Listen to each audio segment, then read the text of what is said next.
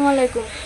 আমার নাম হচ্ছে নিপু আক্তার, আমার বাবার নাম হচ্ছে এরশাদ মোল্লা, আর আমার হাজবেন্ডের নাম হচ্ছে হাসনাইন, ওর বাবার নাম হচ্ছে হাশেম।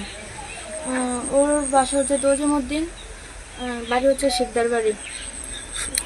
কোন ইউনিয়ন? সোনাপুর ইউনিয়ন, কত নাম্বার ওয়ার্ড? 9 নম্বর। আচ্ছা, কি হয়েছে বলো। হয়েছে ওর সাথে আমার বিয়ে হয়েছে 28 রমজানে।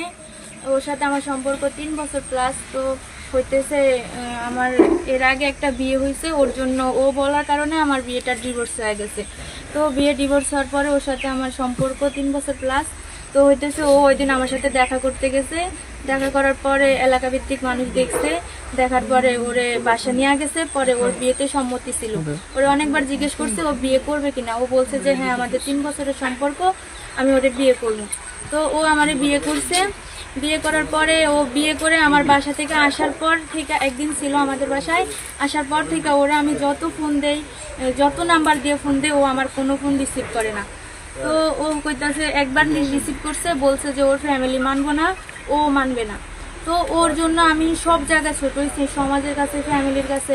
এখন আমার আব্বু আমার ঘর থেকে বের করে দিচ্ছে যে তুই যদি মৃত্যুবরণ করস তাহলে ওর বাসায় যা মৃত্যুবরণ কর।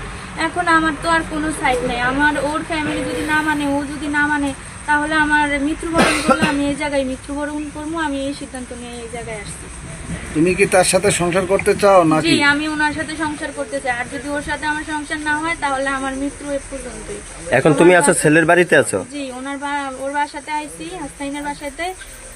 ওদের ঘর তালা মারা, ওরা ঘর তালা মারা রেখে অন্য ঘরে যায় বসে। কয়টার দিকে আসছো তুমি? আসছি সকাল 10টার দিকে।